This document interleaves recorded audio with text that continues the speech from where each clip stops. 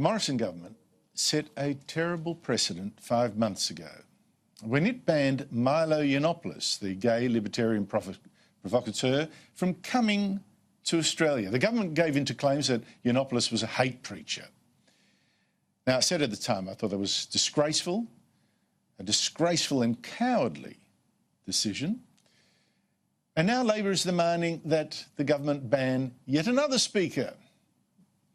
This time it is British right-wing activist Raheem Kassam, who has worked with British politician Nigel Farage, hobnobbed with Donald Trump, and is due to speak at the Conservative Political Action Conference in Sydney. Other speakers there include former Prime Minister Tony Abbott, Nigel Farage, and New South Wales One Nation politician Mark Latham, plus Liberal Senator Amanda Stoker. But Labor's Kristina Keneally says Kassam, at least, should be banned from Australia for hate speech. Mr. Kassam tweeted, and I quote, "Can someone just tape Nicola Sturgeon's mouth shut and her legs so she can't reproduce?" The question is simple. Why is the Home Affairs Minister allowing this individual into the country?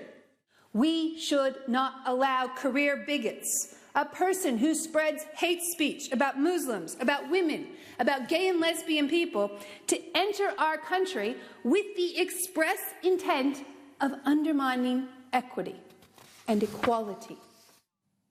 I should point out in response that Kassam's own parents were Muslim, and he has dared Keneally to repeat her claims outside Parliament, where she could be sued. Joining me is Liberal Senator Amanda Stoker. Well, she joined me a short while ago.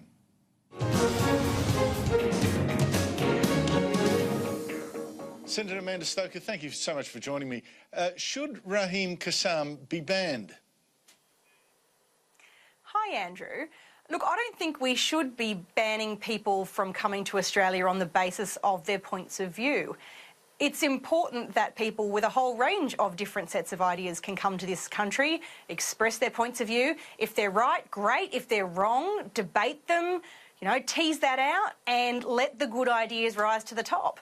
I don't think opinions should be the basis upon which we filter who's an appropriate person to visit Australia. But I agree with you completely, but I just wonder whether the government didn't set the standard on that by banning Milo Yiannopoulos earlier this year.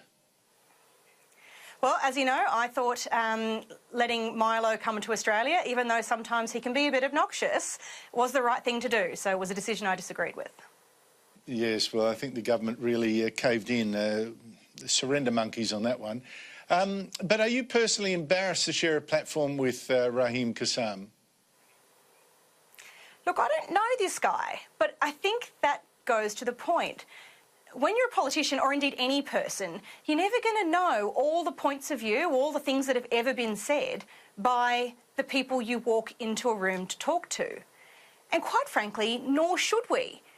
I'm not embarrassed to talk to people who think differently to me, even when I really disagree with them. Heavens, I speak to Green senators all the time.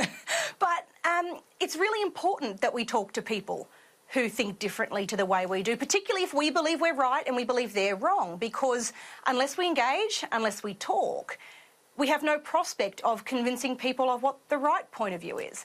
And the way the left approach this is to say you need to kind of pre-vet everyone you're ever going to speak to and determine what their fixed point of view is for all time before you even speak to them, so they can never talk to anyone they don't already agree with, which is just daft. I guess what the argument of the left is that by sharing a platform with someone, you legitimise them, and then implicitly you legitimise their expression of some opinions. One of the things that this bloke tweeted 3 years ago was that Scotland's First Minister, Nicola Sturgeon, who just had a miscarriage, should have her legs taped shut so she couldn't produce. Now, I found that extremely distasteful. I don't think that's a reason to ban someone from coming to the country. Otherwise, we'd probably ban half the people that did come. And Kassam has indeed long ago apologised for that comment and removed it. But what do you think? Knowing that now, forget about pre-vetting, you know it now, is that reason not to share a stage with him? No, it's not.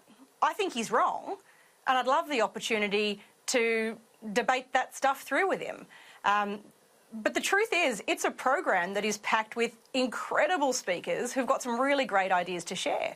I mean, my talk's going to be on productivity and industrial relations.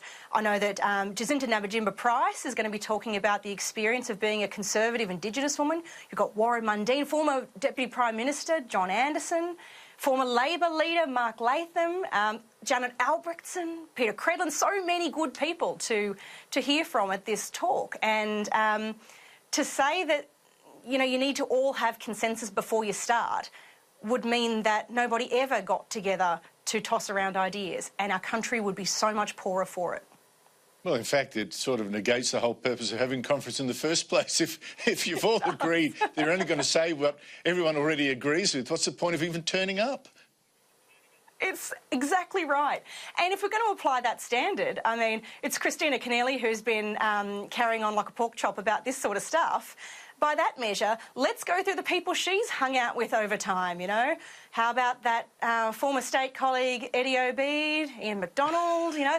I could list John Setker, all the union mates and all their criminal offences. I mean, let's get serious here.